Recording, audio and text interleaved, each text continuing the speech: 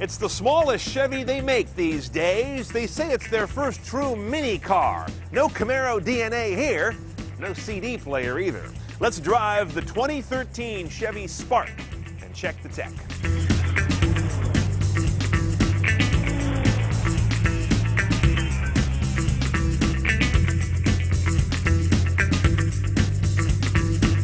So what is a Spark? It is the new small car, bottom of their line. Very small, but still 4 or 5 inches longer than a Fiat 500, to give you some idea. It's a 5-door, as you can see. A fairly roomy front row, a back row that is to seating what a middle finger upraised is to détente. In the back, you lift the hatch, and this is the only way the car is available, by the way, and you've got a very shallow, rather tall cargo bay.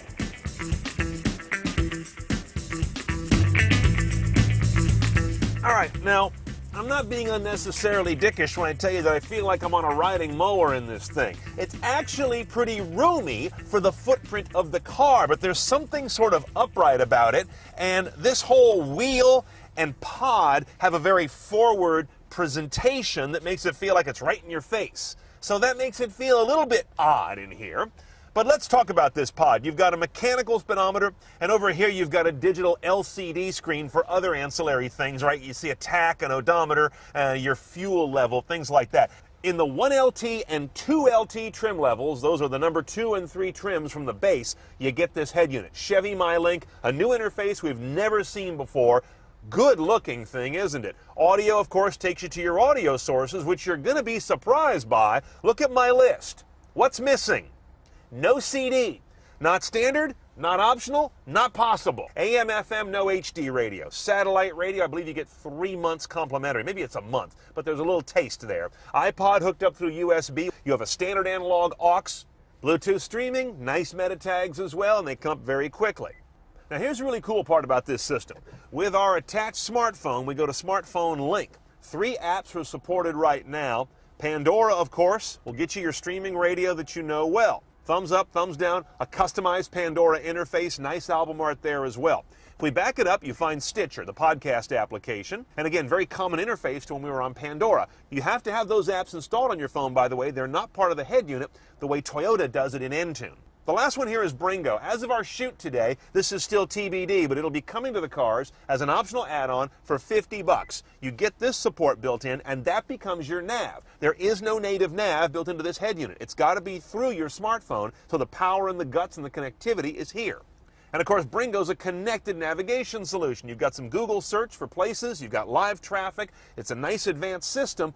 But again, you've got to bring the horsepower and pay $50 for the app integration up here. In early 2013, the Spark will also add support for Siri through an iPhone 4S or 5, including an eyes-free mode that keeps the iPhone screen dark during Siri sessions, giving you no reason to take your eyes off the road and look at the phone.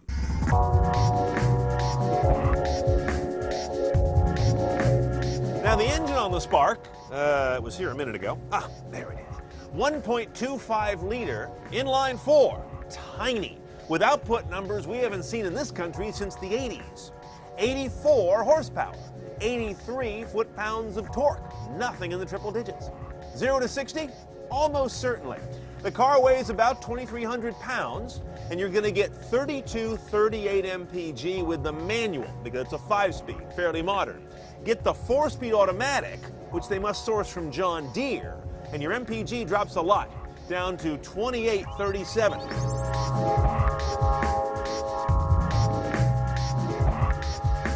Okay, when you set off in the Spark, you obviously don't expect much from a car with single-digit power and a pretty cheap price.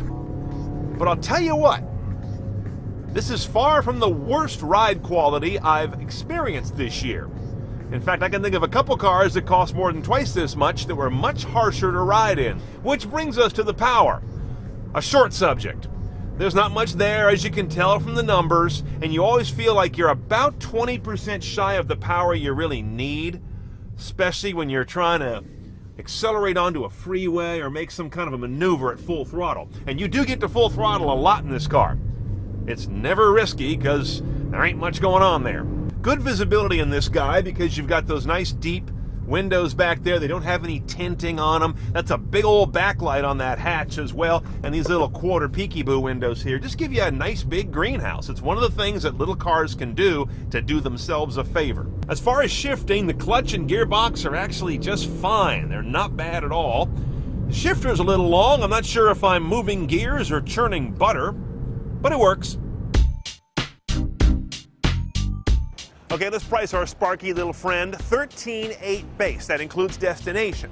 Then you've got the 1LT and the 2LT trim levels. 1LT is a given, $1,600 for the MyLink head unit, remote control locks on the key fob, yeah, that's optional, and cruise control. 2LT I can live without, leather seats and these alloy wheels.